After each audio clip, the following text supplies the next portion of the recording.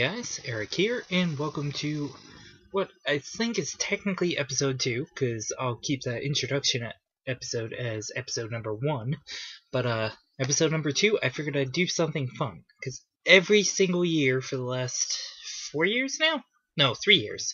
So this is technically the 4th. I've done a year-end While of Comics Awards, and what happened this year was, for whatever reason, my drive to write was just completely killed. So I figured, hey, why not make it video instead of just writing it all out this year? So I got this handy little notebook right here with all my notes in it, and we are going to start with part number 1, which will actually be for comics. So we are talking the best of last year, the best of 2012, and we are starting with best ongoing series, which for me, it's almost at the end of its second year now. I think it's on issue number 23 or 24 now. But I'm talking, of course, about Jason Aaron's fantastic Wolverine and the X-Men, which is probably one of the best books Marvel has. It's got a young cast, a cast of pretty much all new characters, except for the headmaster and the teachers, who are pre-established X-Men, and it's nothing but fantastic. And if you haven't checked out the book already, I definitely check out that hardcover or trade of the very first arc, which is really funny and fun stuff. And it's just an original book, beautiful artwork, and great writing by Jason Aaron. And the second year that it's existed for has definitely proven that it's one of the best books on Marvel's dossier. Yeah, we'll go with that, dossier.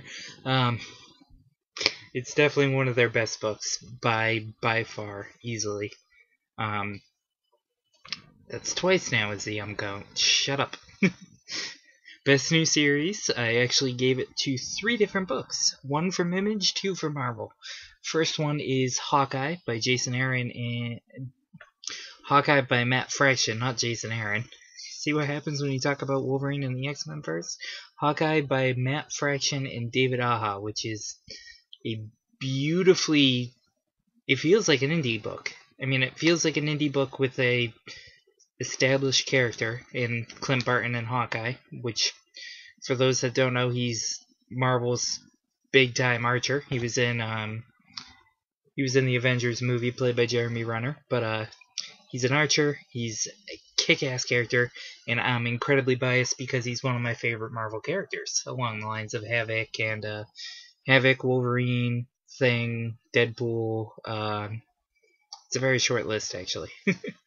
But yeah, Hawkeye is a fantastic book featuring great characterization, and each issue is packed. Like it feels like basically what he was doing on Casanova, or like Five Fists of Science, or Last of the Independents, which is his early work, for those that don't know.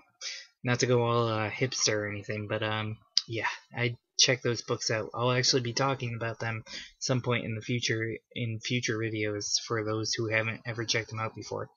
Every time you see my eyes go like this, by the way, it's me looking at my list because I forget some stuff. That's why I wrote it down. Number 2 on the best new series list is actually Deadpool by Brian Duggan and... Really? Jerry Duggan and Brian Posehn. I don't know why I'm doing that. With beautiful artwork by Tony Moore, and it's just a fantastic book.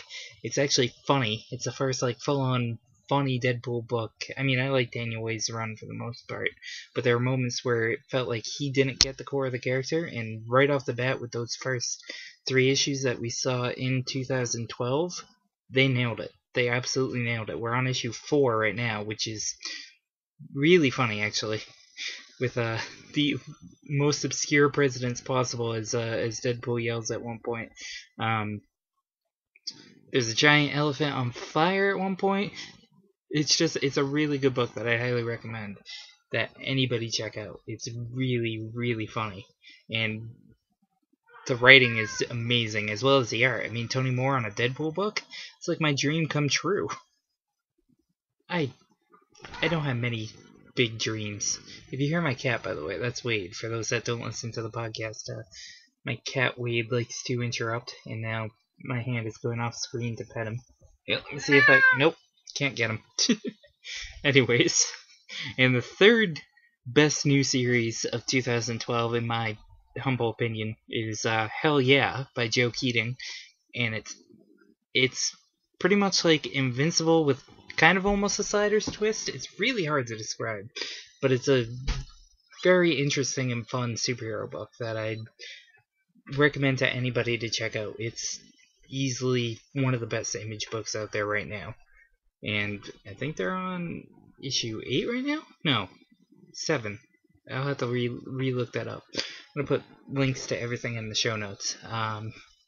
So I used to saying show notes, show description, whatever I want to call it.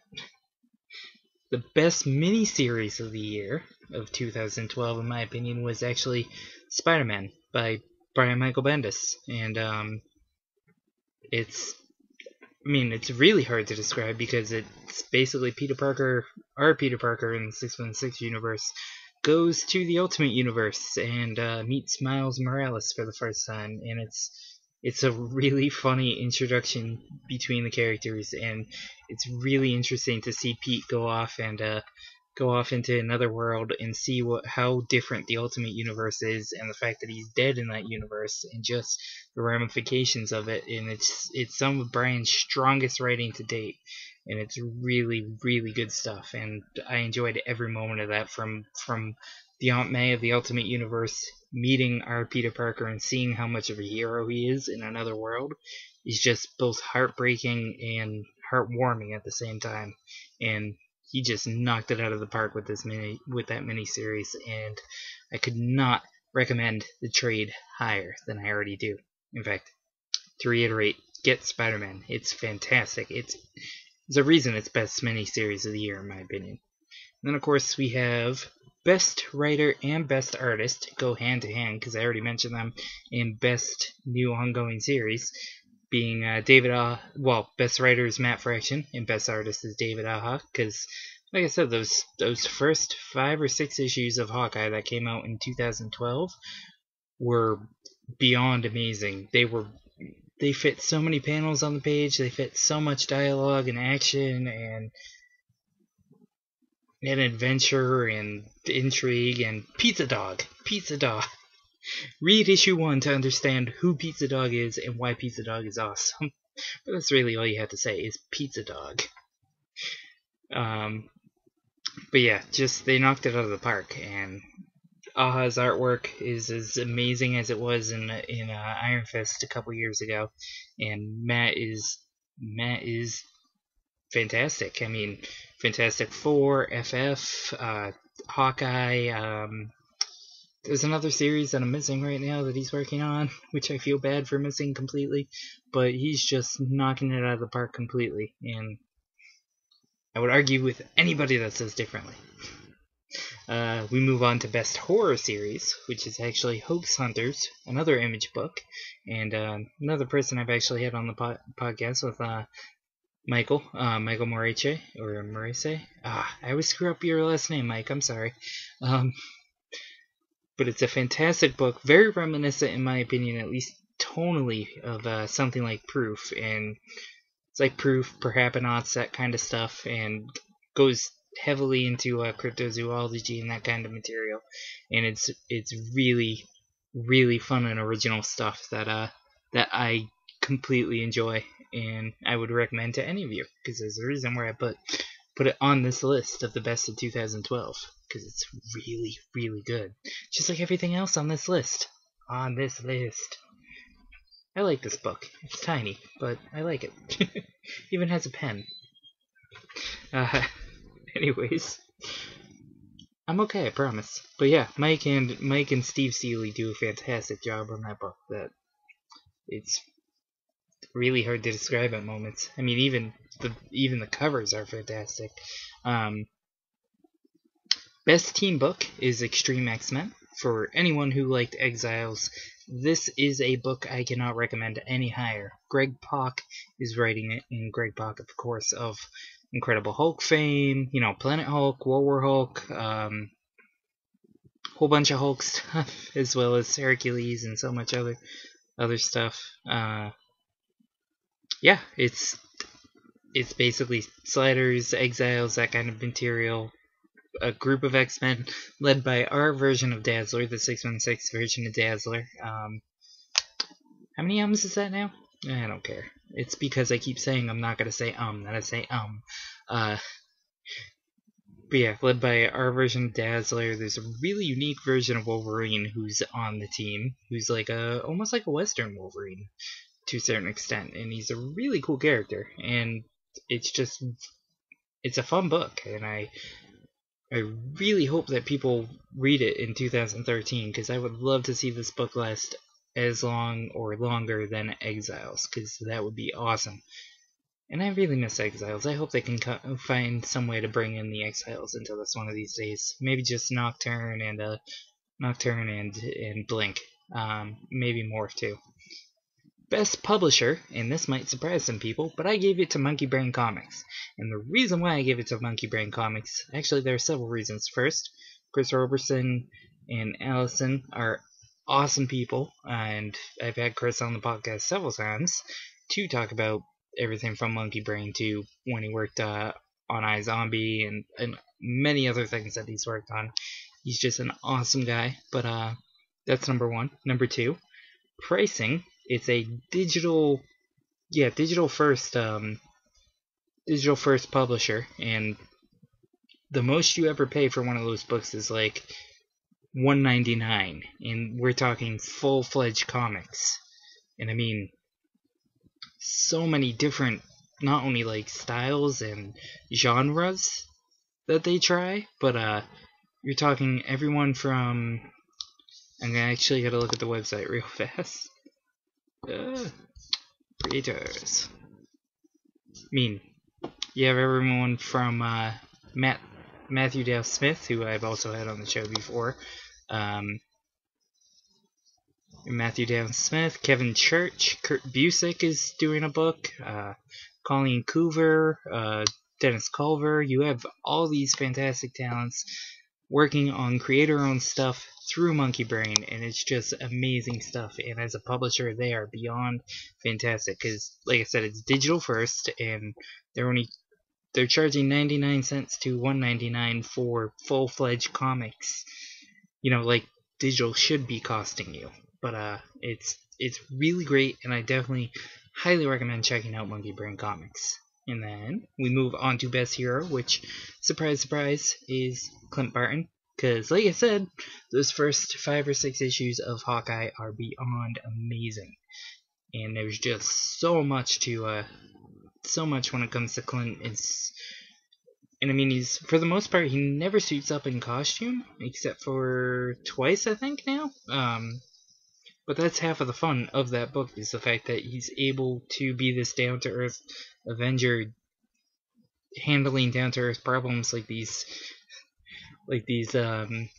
Russian businessmen that he kind of just takes on and finds a way to defeat them without having to get into too much trouble. Plus, it's great to hear him call Kate Bishop his ward, and just to see her reaction to that. It's great. Plus, like I said, he saved Pizza Dog, and he brought Pizza Dog to the hospital to save him, and makes him an even cooler hero, in my opinion, is the fact that he takes time out of nowhere to help save this innocent dog from death.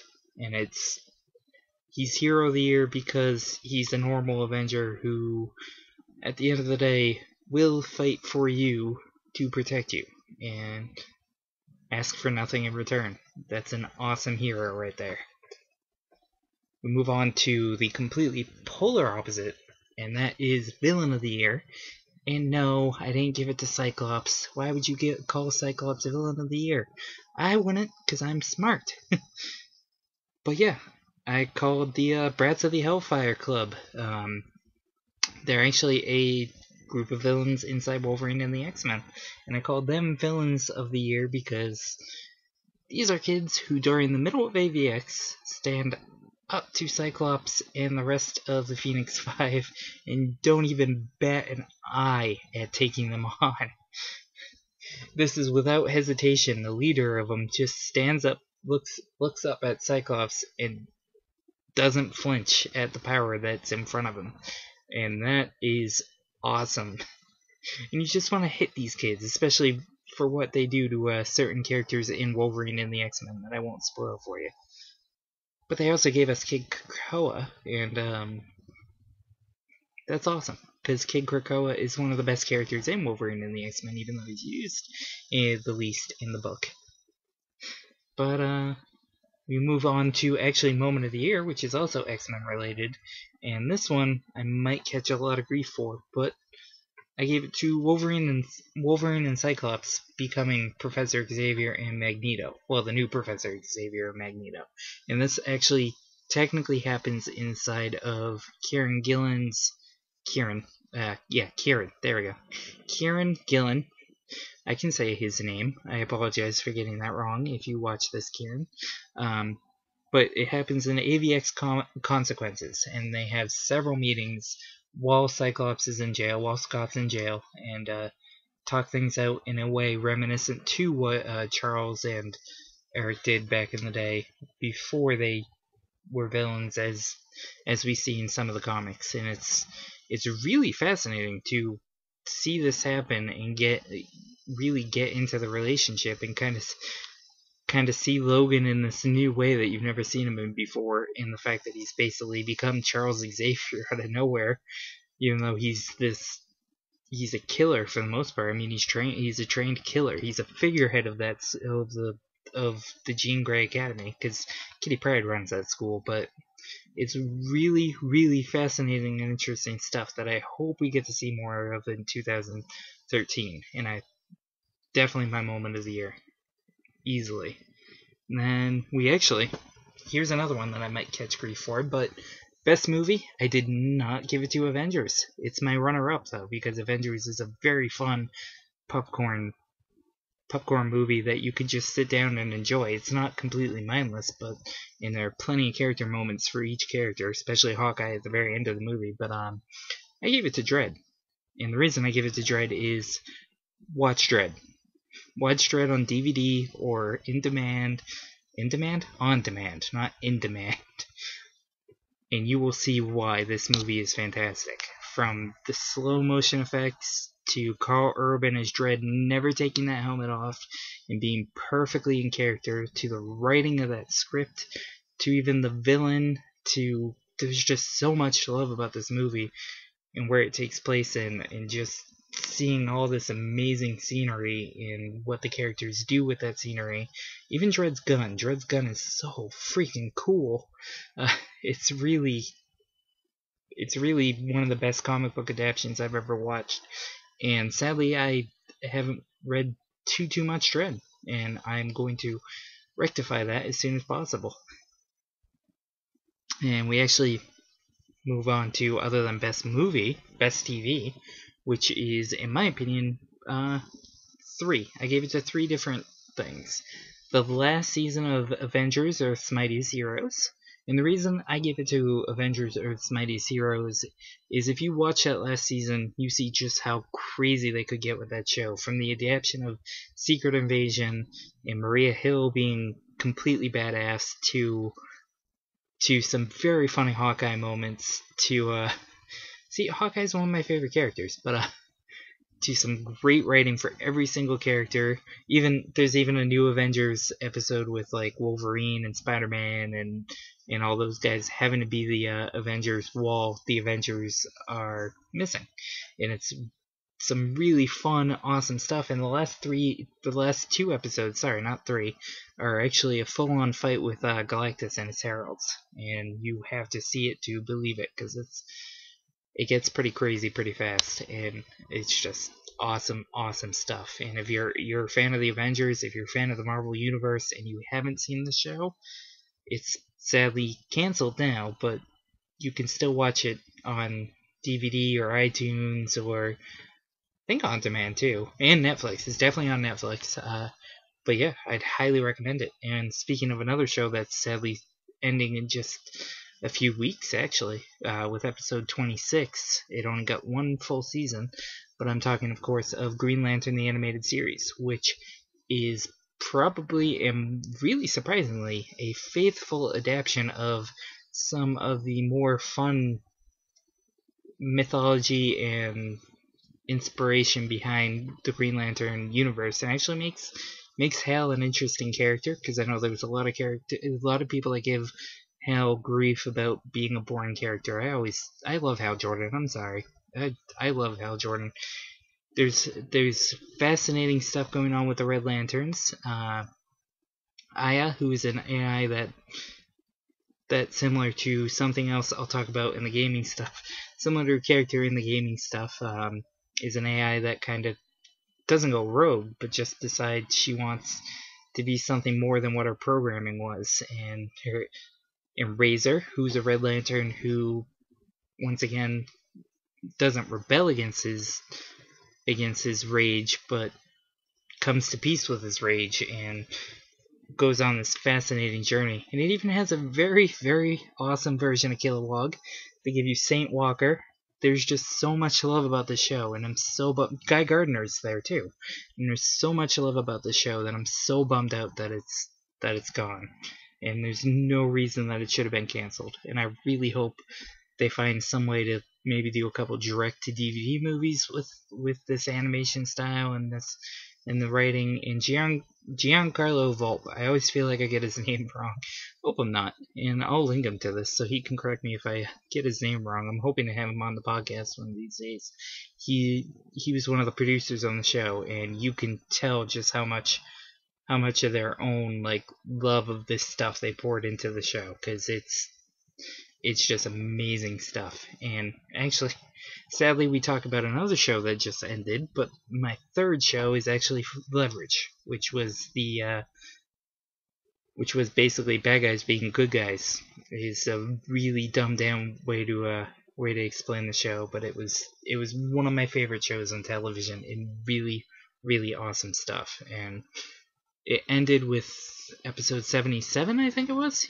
Yeah, 77, and it was wrote by John Rogers, who's been once again been on the podcast. I always say been on the podcast. I'm sorry. I try not to give this to people that have been on the podcast, so I can have these people on the podcast. But he used to write Blue Beetle a couple years ago.